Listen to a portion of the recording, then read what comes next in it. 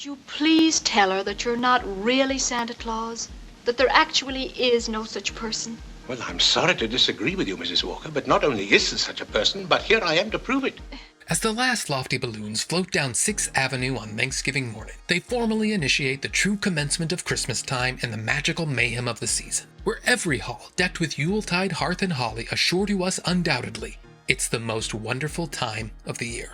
Amidst all the holiday hubbub is a general feeling, one we've known all our lives, a sensation that transcends physical boundaries. Through the twinkling lights that sparkle in crisp, cool air, or the festive melodies that softly echo off ornaments jingling in our living room trees, or the warm fragrance of cinnamon and gingerbread that invite a comforting appetite for peaceful togetherness, these elements, few of many, all seem to share a unique allure all of their own. A knee-jerk nostalgia that finds particular emotion and unconsciously prompts supernatural action. This is Christmas spirit, and it is very real, and it can manifest in many ways. Christmas is a time to reconnect and rekindle these feelings of amity at the year's end in the hope that their lessons of compassion will guide us into the new one just beginning. And to truly tap into that holiday magic, there's perhaps no better way than to indulge in a beloved tradition. Watching classic Christmas movies. Heartwarming and enduring tales that have a remarkable ability to amplify that intangible seasonal spirit. But few films manage to capture the essence and ethos of Christmas as effectively as 1947's Miracle on 34th Street. But I must say you're the best looking one I've ever seen. Really? Your beard doesn't have one of those things that goes over your ears. Well, that's because it's real. Just like I'm really Santa Claus. Oh, go ahead. Pull it. The stirring story of a department store Santa who insists he's the real deal has established itself as a charming comedy classic and a cherished holiday tradition for over 75 years. Are you crying? What are you, a robot? It's a deeply emotional movie. With its sentimental emphasis on faith and altruism, it has endured as a timeless cinematic triumph and a cornerstone of the season. Notably, the lasting Christmas legacy of Miracle on 34th Street is quite miraculous, considering the film was originally released in June. You're rather nervous, aren't you, Mr. Sawyer? Do you get enough sleep? My personal habits are of no concern to you. Oh, I'm sorry. It's just that I hate to see someone tied up in... How many fingers do you see? 3. Oh, you bite your nails, too. In 1945, screenwriter Valentine Davies found himself swept up in the holiday commotion of Christmas shopping. Overwhelmed by the rush in department stores and the increasing commercialization of the holiday, he was struck with a creative revelation, an idea for a story.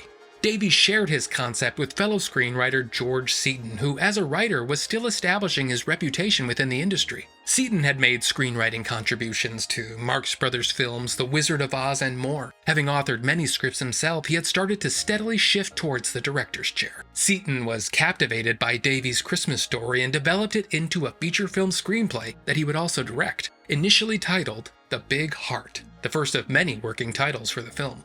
The story, ultimately called Miracle on 34th Street, follows Kris Kringle, a cheerful man who assumes the role of a department store Santa for Macy's, a position he's perfect for because, as he insists, he is Santa Claus. In spite of skepticism, he remarkably inspires wondrous things for and within those around him, causing particular bewilderment for a down-to-earth mother and her exceptionally pragmatic daughter. What would you like me to bring you for Christmas? Nothing, thank you. Oh, come now, you must want something. Whatever I want, my mother will get for me. If it's sensible and doesn't cost too much, of course.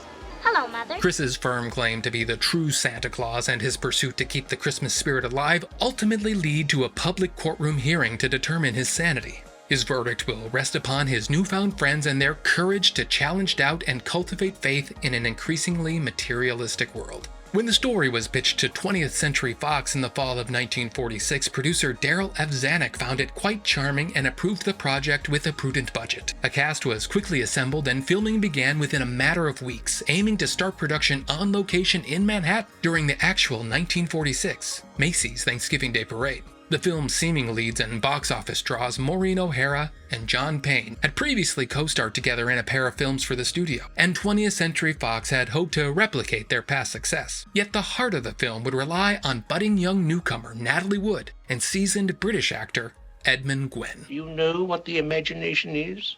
Oh, sure, that's when you see things, but they're not really there. Well, that can be caused by other things, too. Natalie Wood was just 8 years old when she appeared in the film. Despite her youth, she was already gaining momentum in her career as a child star, simultaneously working on 2 other film projects while shooting Miracle on 34th Street. Her genuine and wise beyond her years performance in the film splendidly complements and enriches the effectiveness of her older on-screen counterpart, Edmund Gwenn. How would you like to be able to make snowballs in the summertime? Eh? Or drive a great big bus right down Fifth Avenue? How would you like to have a ship all to yourself that makes daily trips to China and Australia? How would you like to be the Statue of Liberty in the morning and in the afternoon fly south with a flock of geese? Very simple. Of course, it takes practice. Born in London in 1877, Gwenn had long been an accomplished and versatile presence on both the British stage and cinema screens, well before he moved to Hollywood in the early 1940s. Appearing in a vast variety of films from drama to comedy, his roles never failed to be captivating, but none would define his career more than Miracle on 34th Street. You believe that you're Santa Claus? Of course. Production fast began with a unique set of challenges. Firstly, the film's New York City setting depended upon the depiction and cooperation of true-life department stores, Macy's and Gimbel's, humorously referred to as Tracy's and Trimble's in original drafts of the script. Both outlets were reluctant to officially sign off on their portrayals until viewing a cut of the film. Any changes here would have necessitated significant rewrites and reshoots, but Fox and Seaton were willing to take the risk. Naturally, the stores were pleased with their representations and granted their approval. Will be known as the helpful store, the friendly store, the store with a heart, the store that places public service ahead of profit, and consequently will make more profits than ever before. Secondly, filming the Thanksgiving Day Parade brought its own set of challenges, as filming the actual event offered no opportunity for reshoots. Despite careful planning and equipment placement, the crew additionally had to contend with the frigid Thanksgiving Day weather, which caused many of the film cameras to freeze and malfunction, but luckily, all of the needed shots were captured. The parade, moreover, marked the modest debut of what would become the quintessential portrayal of Santa Claus, as Edmund Gwenn personified the iconic Jolly Gentleman in the actual parade, unbeknownst to its thousands of spectators. While Santa Claus is one of the most frequently represented characters in history, Gwenn's performance right from his parade day debut has stood as one of, if not, the very best. If I can win you over, there's still hope. If not, then I guess I'm through. But I'm warning you, I don't give up easily. Good night. The origins of Santa Claus can be traced back centuries to a man named Nicholas, a Greek bishop known for his kindness, wealth, and generosity. Particularly renowned for a story in which he benevolently provided gold to a destitute widower who couldn't afford dowries for his 3 daughters, but was too proud to ask for charity. In a covert act of kindness, Nicholas snuck to their home one night and threw gifts of gold coins through the window. He would later be canonized as Saint Nicholas, and this account of compassion would inspire a tradition where children received gifts in their stockings in honor of Saint Nick and his profound spirit of giving. Throughout the next millennium, St. Nicholas's image would largely evolve, shaped by a handful of diverse European traditions. Notably, the Dutch figure Sinterklaas introduced features like a long beard and a notion that he yearly assessed children's behavior as naughty or nice. Meanwhile, the English Father Christmas transitioned St. Nick from his bishop attire to fur-lined robes and became more associated with feasting and merrymaking. Embodying the spirit of the season, his visits now coincided with a celebration of Christmas and the birth of Christ. As immigration to the New World unfolded, these historical traditions and folklore gradually merged to create the beloved figure we recognize as Santa Claus.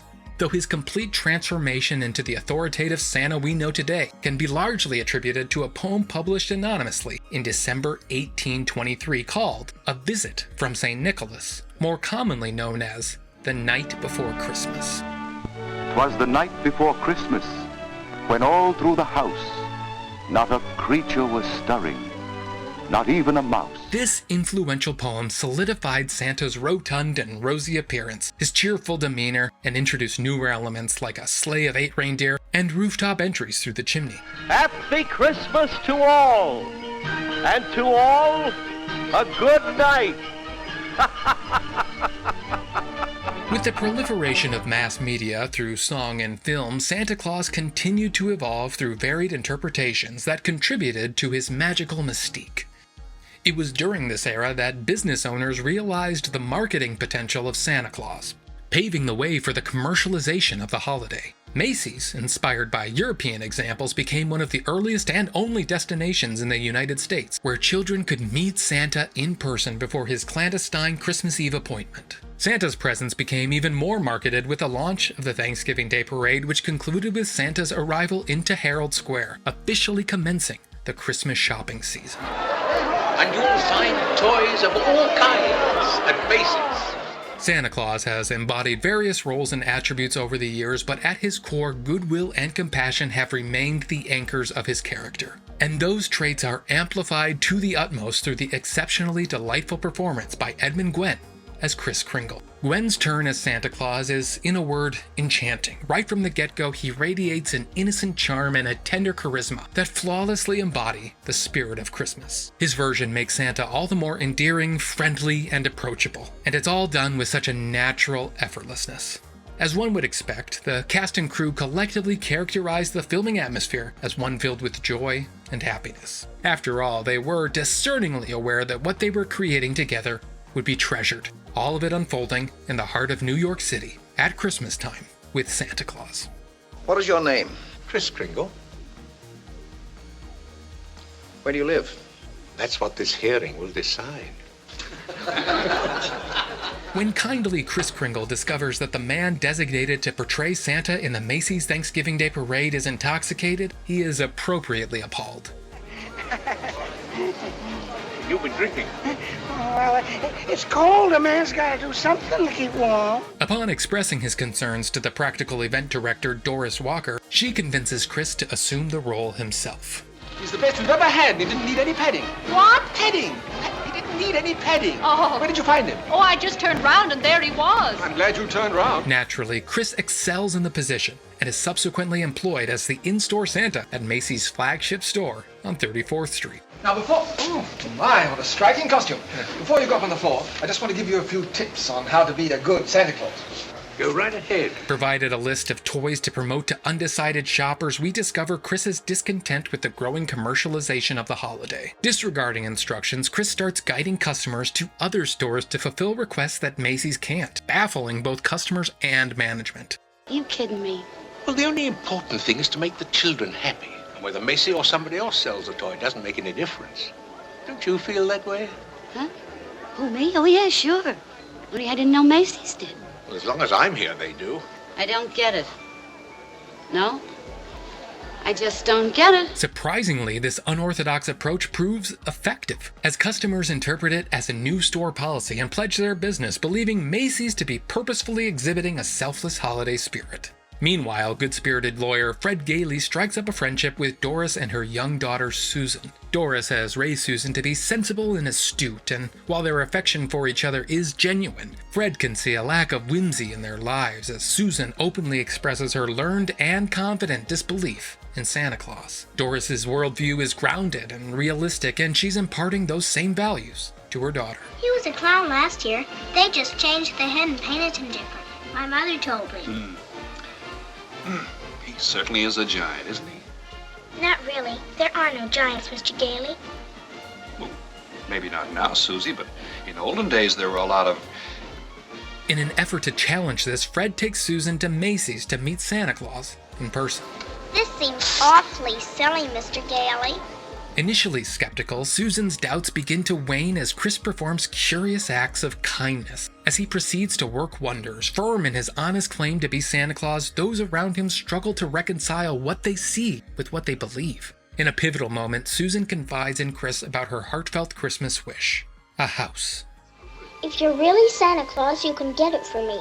And if you can't, you're only a nice man with a white beard, like Mother said. Now, wait a minute, Susie. Just because every child can't get his wish, that doesn't mean there isn't a Santa Claus. That's what I thought you'd say. After a tumultuous confrontation with the store's incompetent psychologist, Kris is committed to a mental hospital.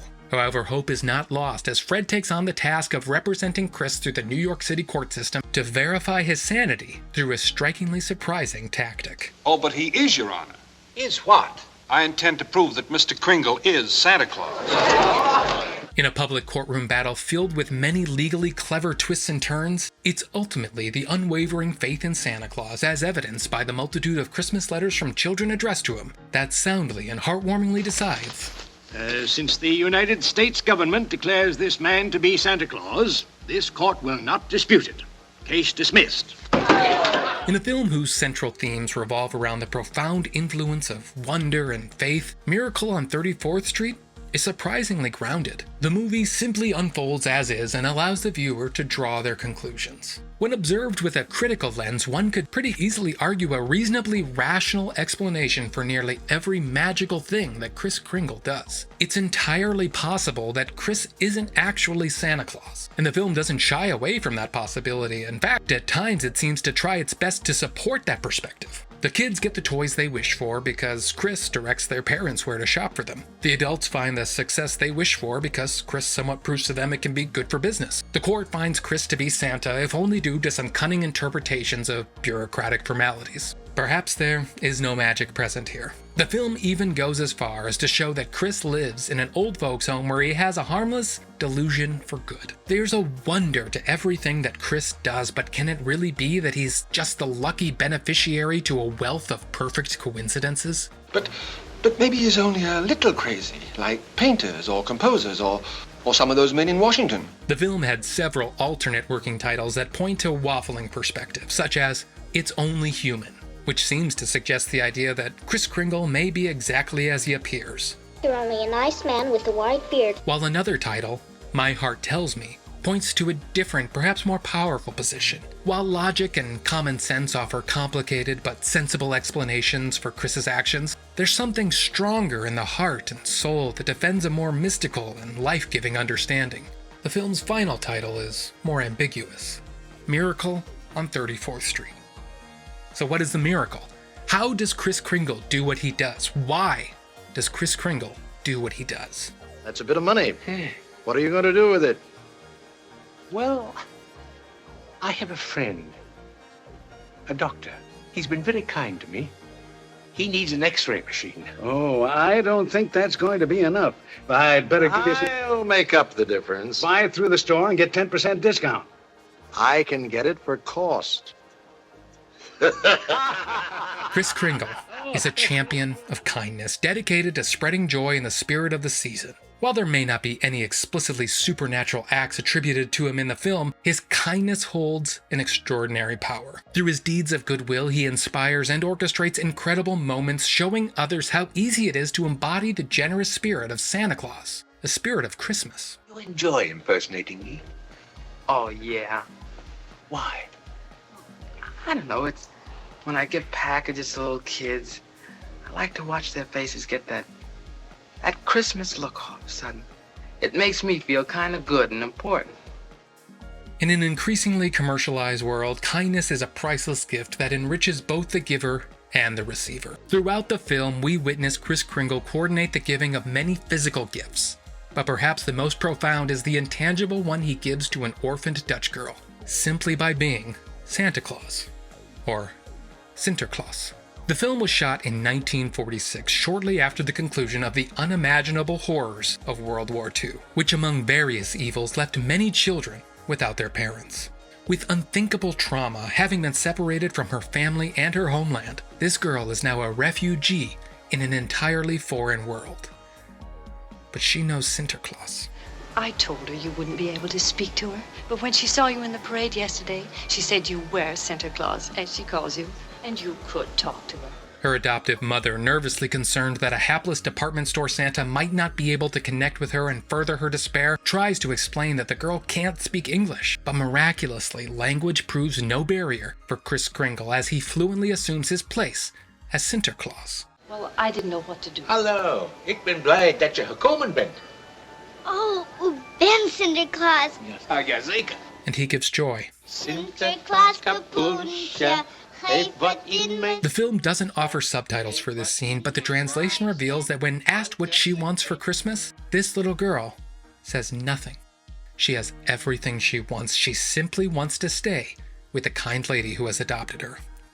This is a poignant moment that would not have been lost on 1940s audiences. This astonishing act and affirmation of kindness become the jaw-dropping catalyst for shaking Susan's disbelief. While there could potentially be rational explanations for Chris's actions, Susan, I speak French, but that doesn't make me Joan of Arc. Susan finds it more challenging to reconcile what she fervently feels with just logic. He's so kind and nice and jolly. He's not like anyone else.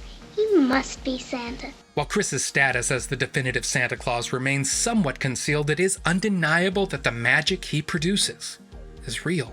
His impact, although seemingly subtle, has profound ramifications. It transforms small families and huge marts of commerce. In a world often fixated on materialism and consumerism, Santa can sometimes be reduced to a glorified shopping cart, and the holiday season can inadvertently highlight the selfish tendencies that exist within us all. However, Chris symbolizes the deeper essence of what Christmas can truly celebrate. Those values that transcend the material world, the intangibles. Don't you see, it's not just Chris that's on trial, it's everything he stands for. It's kindness and joy and love and all the other intangibles. Oh, Fred, you're talking like a child. You're living in a realistic world, and those lovely intangibles of yours are attractive but not worth very much. You don't get ahead that way. That all depends on what you call getting ahead. Chris does stand for kindness, joy, and love, and yet he still manages to be the producer of material gifts. He has his deliberate hand in making sure Peter gets a fire truck, Thomas Jr. gets a football helmet, and Dr. Rogers gets an X-ray machine. Perhaps these gifts weren't delivered by a sleigh as we might imagine, but they all found their way under the tree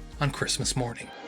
Chris, all I can say is the state Supreme Court declared you to be Santa Claus, and personally and professionally I agree with them. But for Susan, her heartfelt hope for a home is a big deal, and Chris still manages to miraculously orchestrate that too. But not before Susan has to grapple and overcome a crisis of faith. She gets her house with a swing in the backyard, and Chris was there. Oh sure, this can be explained away too, like everything else in the film, but all these interconnecting circumstances feel too flawless to be just flatly dismissed. Why try so hard to explain away a miracle? While the film has set up a scenario where you can shrug off wondrous things as coincidence and find surface-level logic in the unexplainable, its true overarching message all along has been a call to believe. To believe and have faith. Faith in yourself, faith in people, faith in the mystery. Faith is believing in things when common sense tells you not to. Huh? I mean, just because things don't turn out the way you want them to the first time, you've still got to believe in people. I found that out. That faith can manifest in the form of a tiny toy fire truck, or especially in the huge and heartfelt desire for a home. In a film that firmly establishes a rational foundation, its celebration of faith is both fulfilling and profound, serving as clever commentary for a society that often leans towards doubt and scrutiny, perpetually seeking the negative or hidden catch in things that are inherently good. Santa Claus personifies innocence, honesty, integrity, humility, kindness, and an ever undervalued child at heart spirit, qualities we hopefully aspire to manifest within ourselves. However, when these traits are observed purely in others, they can sometimes be off-putting, and it's often much easier to allow ourselves to default to the more subconscious human qualities of someone like Mr. Sawyer. There's Mr. Sawyer. He's contemptible, dishonest, selfish, deceitful, vicious. And yet he's out there and I'm in here. He's called normal and I'm not. Well, if that's normal, I don't want it. But Kris Kringle is a seemingly ordinary man who aims to shake those normal stances, and through a unique tenacity and Christmas-like method of kindness, he shows a little girl how to be a kid, a disillusioned woman how to believe again, a good-hearted lawyer that the intangibles are worth pursuing, and a prosperous business the value of prioritizing people over profits. Chris gracefully stresses that while Christmas time may act as the catalyst, it can also be a framework for year-round living. Seems we're all so busy trying to beat the other fellow in making things go faster and look shinier and cost less that Christmas and I are sort of getting lost in the shuffle. Oh, I don't think so. Christmas is still Christmas. Oh, Christmas isn't just a day. It's a frame of mind. And that's what's been changing. That's why I'm glad I'm here. Maybe I can do something about it. Miracle on 34th Street serves as a passionate reminder of the power of faith, to have trust in our fellow man, and to embrace the extraordinary wonder of wonder. So what's the verdict? Is Kris Kringle truly Santa Claus? Implausible? Maybe. Impossible? Absolutely not. I can't think of anyone I'd rather spend Christmas with. Would you like to come to dinner tonight? Tonight? Oh, I can't. It's Christmas Eve. Oh, I forgot. Bye. In addition to the heartwarming Christmas message, the film is also truly funny. No, dear. Oh, darling. How silly of me. Hello? Sprinkling genuine moments of laughter and levity throughout the entire story. What else has he found wrong with you, Alfred? Anything else? No. Oh, just that I hate my father. I didn't know it, but he says I do. Ridiculously, for such a holiday-affirming Christmas tale, the film's marketing would carefully omit any reference to its Yuletide subject matter. Lacking confidence in the film's overall potential, Darryl F. Zanuck would opt to release the movie in June, reasoning that more people visited theaters in the summer. I admit that on the face of it, this plan sounds idiotic and impossible. So to attract summertime audiences, the studio purposefully kept the holiday theme a secret. Marketing materials predominantly feature Maureen O'Hara and John Payne front and center, with Edmund Gwenn taking a back seat in the posters, giving the impression of a standard romantic comedy more than anything else. Even the movie's trailer is devoid of any actual footage from the movie, self-referentially showcasing a group of studio executives brainstorming how to market the film without showing any of the film. That is the greatest picture I have ever made. Miraculously, Miracle on 34th Street proved to be a success even within its June release, and it continued to play in theaters through the Christmas season. Beyond its box office triumph, the film also performed impressively during award season. It earned a nomination for Best Picture at the Oscars and secured wins for Best Original Story, Best Screenplay, and of course, Best Supporting Actor for Edmund Gwenn's celebrated portrayal of Kris Kringle. Now I know there's a Santa Claus. Oh, you may laugh, ladies and gentlemen. Not so easy to be certain, you know. He's a most elusive little fella. Turns up in all sorts of places under all sorts of names and disguises. I think it's time Santa Claus added a word to his name. I think he ought to call himself Santa Claus Incorporated. Santa Claus Inc. Inc. For then it will embrace all you wonderful, kind people who have done me the honor of making me stand here tonight. Over the years, Miracle on 34th Street has been the subject of numerous adaptations, with plenty of radio versions and several cinematic remakes.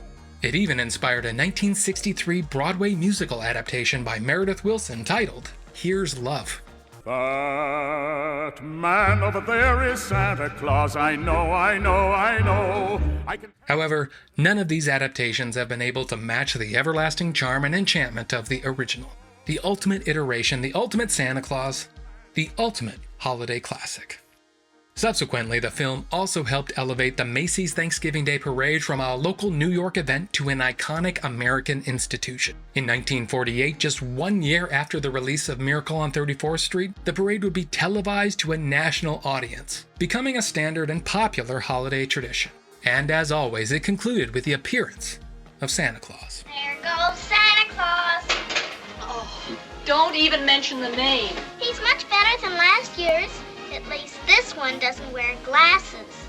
This one was a last-minute substitute. The one I hired, I fired. Why? You remember the way the janitor was last New Year's? Oh, yes. Well, this one was much worse. Miracle on 34th Street is timeless. Its syrupy sweet holiday message perfectly sets the stage for the Christmas season by reminding us to reflect on the true essence of the holidays and consider, what can we do? The film inspires us to be kind through grand gestures and small ones. We're all going through it in some way, and compassion and empathy for each other is a light in the dark. And while we may face challenges to do good and be kind in our pursuit, we can draw inspiration from Kris Kringle and... Whoa, try a little harder.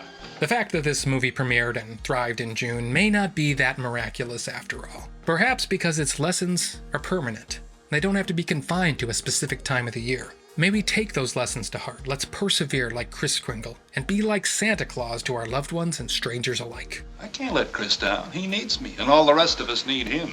Believe in kindness. Have faith in generosity. Be the warmth of Christmas for others and trust in the mystery.